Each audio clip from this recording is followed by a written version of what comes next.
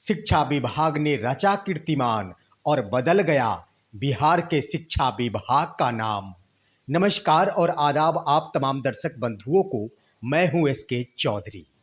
साथियों, बिहार के शिक्षा जगत में बिहार के शिक्षा विभाग ने ऐसा कीर्तिमान स्थापित किया है जिसके लिए बिहार ही नहीं, भारत के साथ पूरी दुनिया के इतिहास में स्वर्ण अक्षरों में बिहार के शिक्षा विभाग का नाम लिखा जाएगा। जहां बिहार के शिक्षा विभाग की हर दिन के हर घंटों और हर घंटों के हर मिनटों और हर मिनटों के हर सेकेंड में बात होती रहती है, वही शिक्षा विभाग ऐसे ऐसे कीर्तिमान स्थापित किए हैं जिसके लिए इसके अपर मुख्य सचिव के पाठक सर्वमान्य घोषित किए जाते हैं। साथियों, शिक्षा विभाग के कीर्तिमान के कारण ही बिहार के शिक्षा विभाग का नाम बदल गया है और इसका नाम हम वीडियो के अंत में बताएंगे। लेकिन इससे पहले क्या क्या शिक्षा विभाग ने अपने कीर्तिमान स्थापित किए हैं, इसके बारे में जानते हैं। इससे पहले जिन्होंने हमारे इस चैनल को सब्सक्राइब नहीं किए हैं वो कृपया सब्सक्राइब कर लेंगे। साथियों, शुरू होती है बिहार के शिक्षा जगत की उस दिन से जिस दिन अपर मुख्य सचिव के पाठक शिक्षा विभाग का प्रभार ग्रहण करते हैं और वर्ष 2023 के अंतर्गत प्रभार ग्रहण करते ही शुरू हो जाती है शिक्षा जगत में कीर्तिमान स्थापित करने की कला। साथियों, कीर्तिमानों के क्रम में सबसे पहले शिक्षा विभाग द्वारा छुट्टियों के ऊपर एक बड़ा कीर्तिमान स्थापित किया जाता है, जिसके अंतर्गत जहां बिहार के विद्यालयों में सभी के सभी छात्रों और शिक्षकों के लिए वर्ष में 60 दिनों की छुट्टी होती थी, उस 60 दिन के छुट्टियों को जीरो में बदलकर एक नया कीर्तिमान स्थापित किया गया, जिसके अंतर्गत रक्षाबंधन के दिन विद्यालय खोले गए, दुर्गा पूजा के दिन विद्यालय खोले गए, छठ महापर्व के दिन विद्यालय खोले गए, नववर्ष के दिन विद्यालय खोले गए, मकर संक्रांति के दिन विद्यालय खोले गए और तो और होली जैसे महान पर्व जो हिंदुओं का बड़ा पर्व है, इस दिन भी रंग गुलाल खेलने के लिए शिक्षकों और छात्रों के लिए विद्यालय खोले गए। साथियों, छुट्टियों के क्रम में इतना ही नहीं, जहां 29 मार्च को गुड फ्राइडे की छुट्टी थी, उस छुट्टी को कैंसिल किया गया।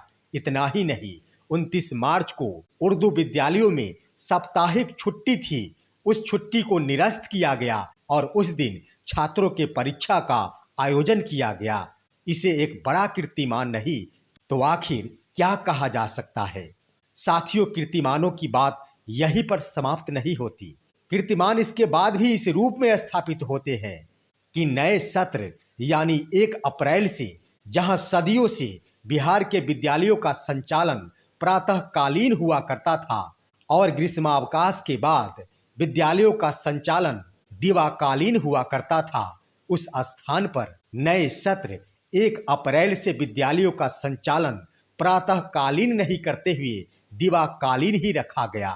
साथ ही साथ वीडियो कॉन्फ्रेंसिंग के माध्यम से यह भी सूचना दी गई कि ग्रीष्मावकाश के बाद अगर गर्मी ज्यादा पड़ती है तो विद्यालयों का संचालन प्रातःकालीन किया जाएगा।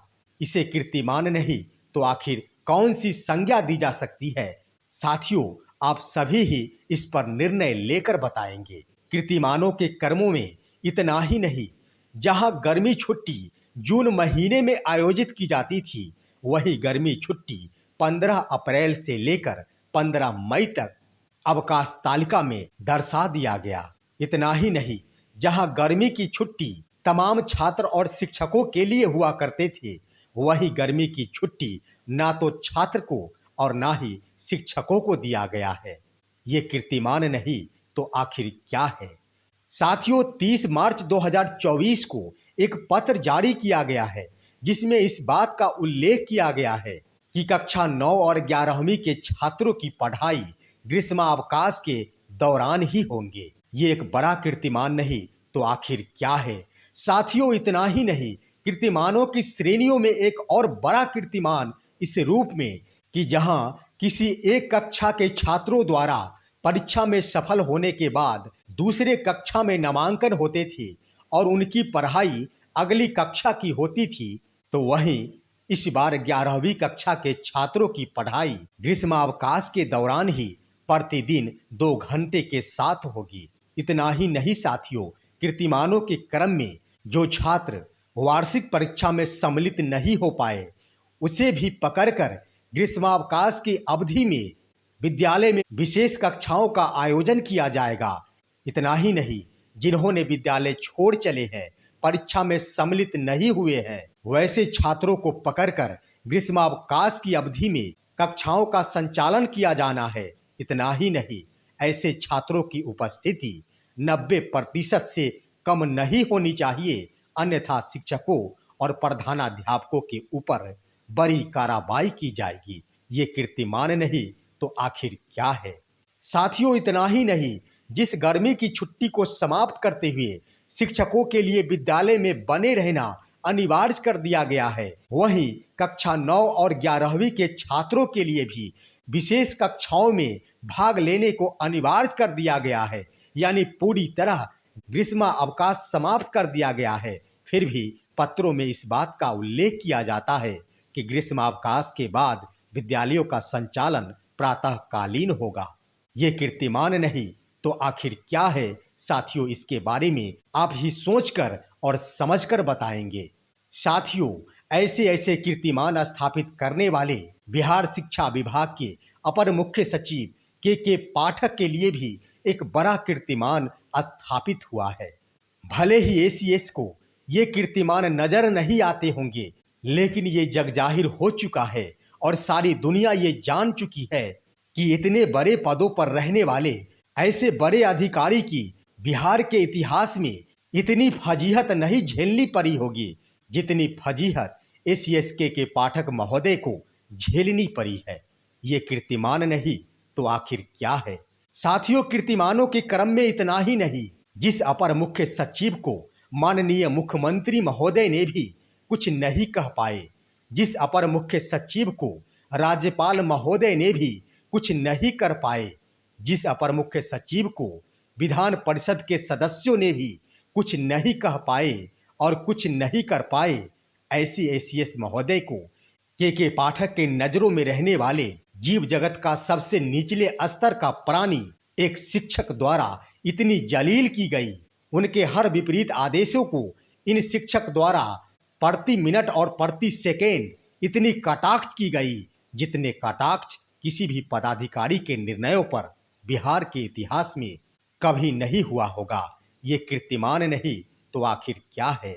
और ऐसे एसीएस के ऊपर लगाम लगाने वाले और कानूनों से धूल चटाने वाले कोई और नहीं, बिहार के शिक्षक नेता बंशीधर ब्रजवासी है, जिनके लिए भले ही एसीएस के आदेश पर सेवा समाप्ति की अनुशंसा कर दी गई हो, फिर भी वह शिक्षक नेता ऐसे शेर की तरह दहाड़ता है जिसकी आवाजें सुनकर एसीएस की गाड़ियां भी पीछे तरफ मुड़ जाती है। तो साथियों, हमने कहा था कि आखिर कीर्तिमानों के बदौलत बिहार शिक्षा विभाग का नाम भी बदल गया है। तो आप सभी जान ले कि एसीएस के द्वारा जो भी आदेश जारी किया गया, वे सभी के सभी आदेश बिल्कुल मानव जीवन के विपरीत थे।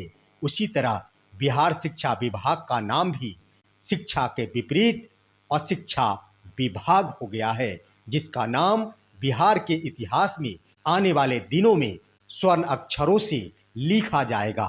तो साथियों, ये थे कीर्तिमानों की दुनिया की अहम खबर। आप सभी हमारे इस वीडियो को लाइक करेंगे, साथ ही इस संबंध में आप सभी भी अपने कमेंट अवश्य देंगे, हमारे तमाम दोस्तों के पास इसे शेयर कर देंगे।